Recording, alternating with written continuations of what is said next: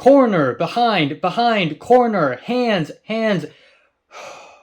Hey, I just experienced an earthquake. What's up? It's a culture detective here investigating your favorite TV shows. And today I am finally doing a TV review of The Bear Season 2. So, The Bear, developed by Christopher Storer, FX, new season, it's back.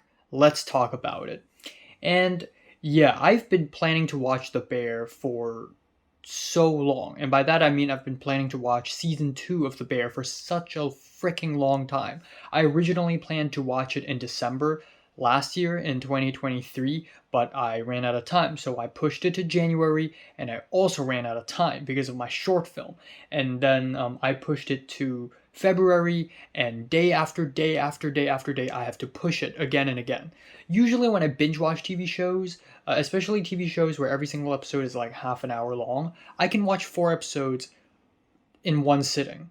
That's usually what I go for. But for the most part, for The Bear, I watched it 1 episode per day, and not even consecutively, because I'm so goddamn busy in the last few weeks. I've been so insanely busy. I feel like I haven't been this busy in my entire life since 2019 or something. So yeah, it's been delayed again and again, and but I finally finished it yesterday. So season 1 of The Bear is mostly really good. It's a cooking show that is marketed as a comedy, but really it's not a freaking comedy. It is a drama about a bunch of characters who have depth, who are layered, who have goals. They yell at each other, they fight constantly, but at the end of the day, they just want to make some good food and serve them to people. And it's about the trials and tribulations of that. In one breath, it's slice of life. In the other breath, it's so anxiety inducing. It's such a stressful show. It might as well be a thriller.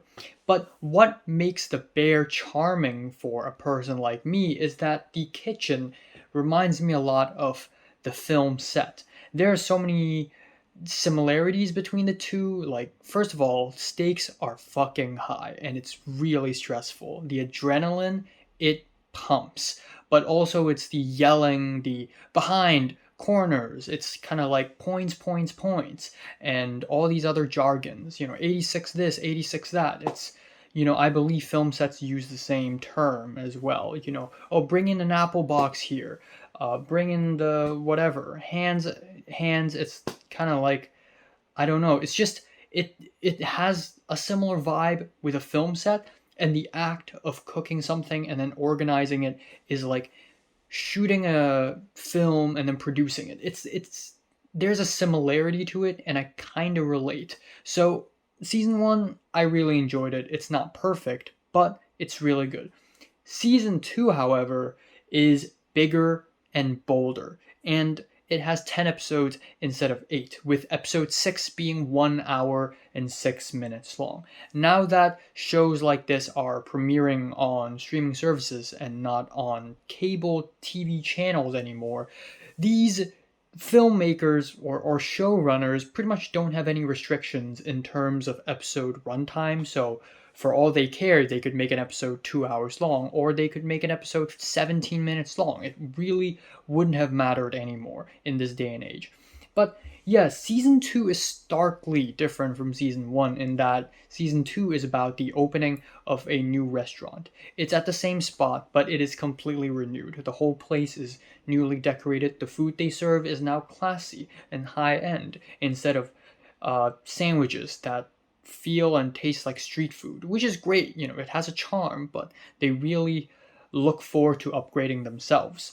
So, yeah, season 2 is essentially the weeks leading up to the opening of this new restaurant called The Bear, and that's basically it.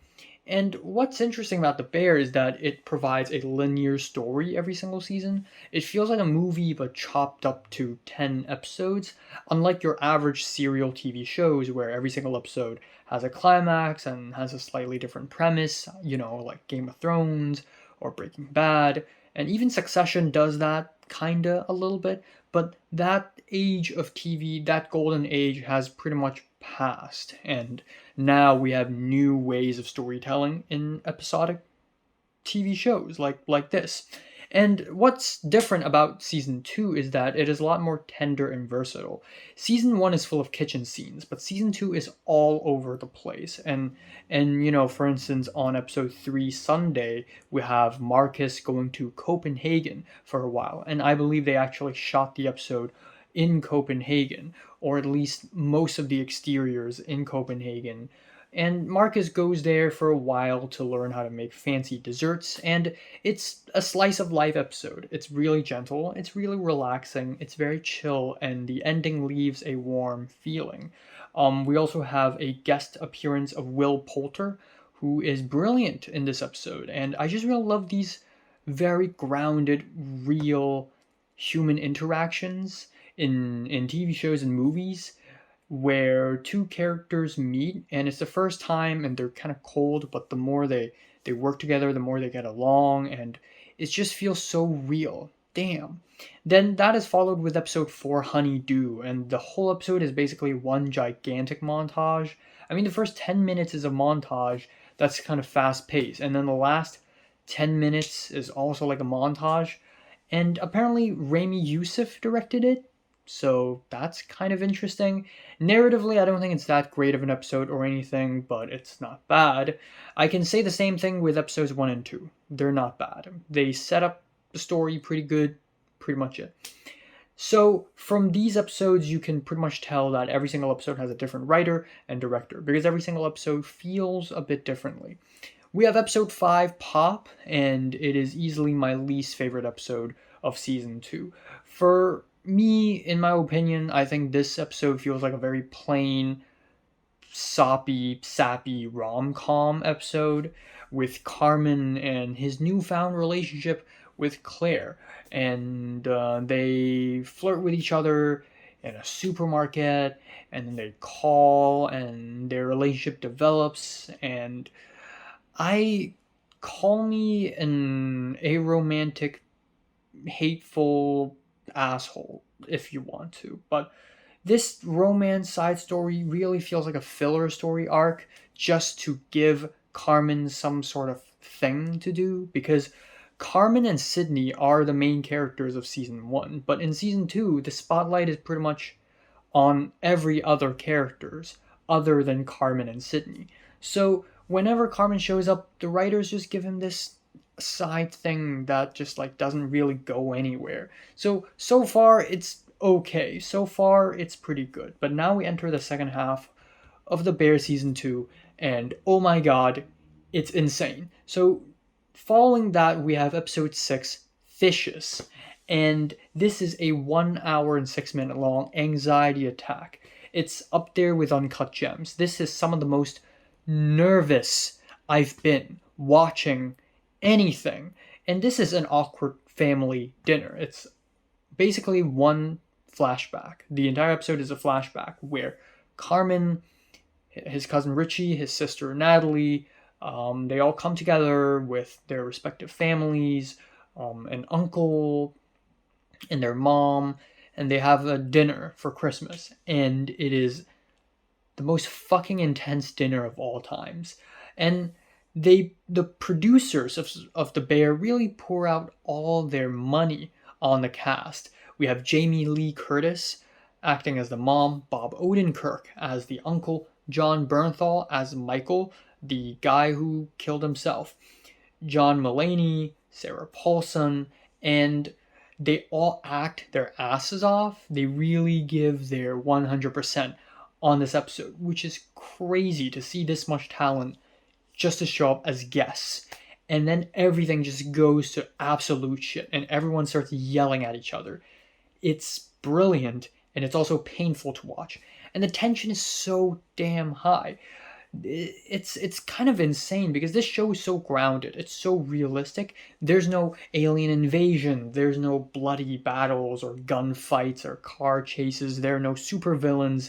Yet an episode like this is 100 times more intense, and the stakes are way more higher. They feel way higher than your average mainstream Hollywood blockbuster, action adventure, whatever, garbage they make nowadays.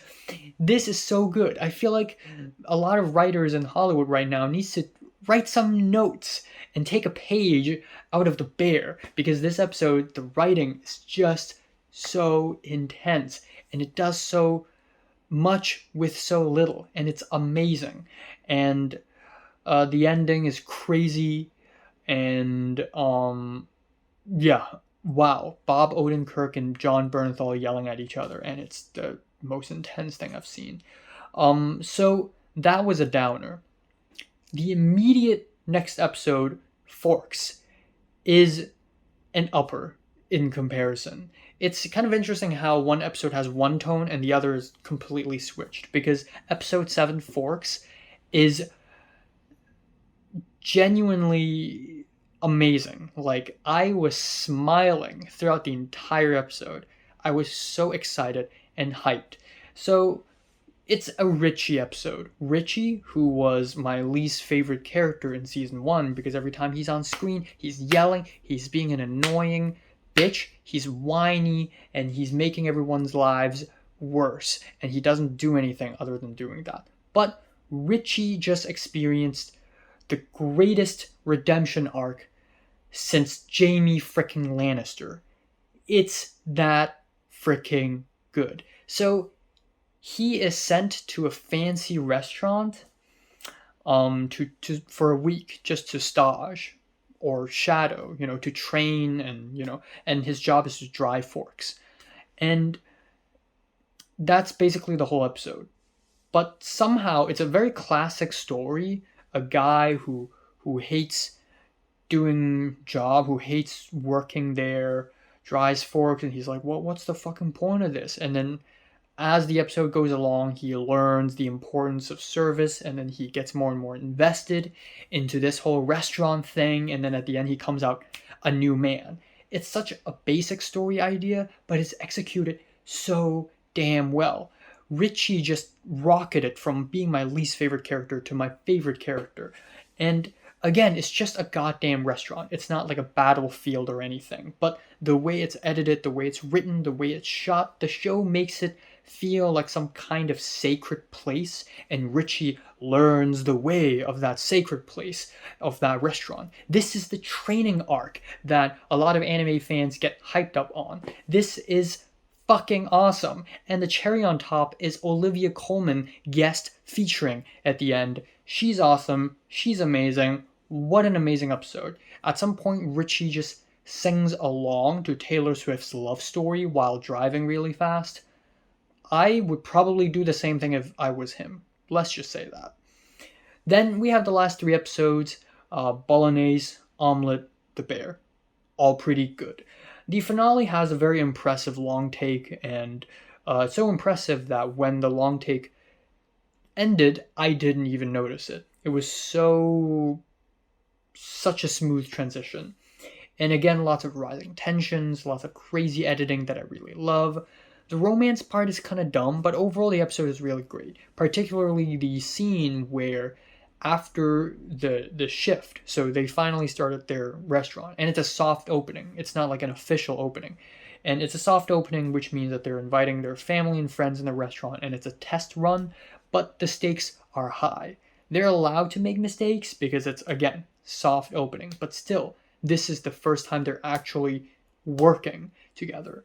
And it's very fucking stressful, and seeing the entire process of the restaurant, Richie calling he's front of house at first, so he's serving people, and then he gets I guess his position switched, and I guess he's being a CDC, where he basically says, okay, T-bone steak all day, or whatever, all day, and he starts yelling, fire that, fire this, walk that, walk this, we need hands.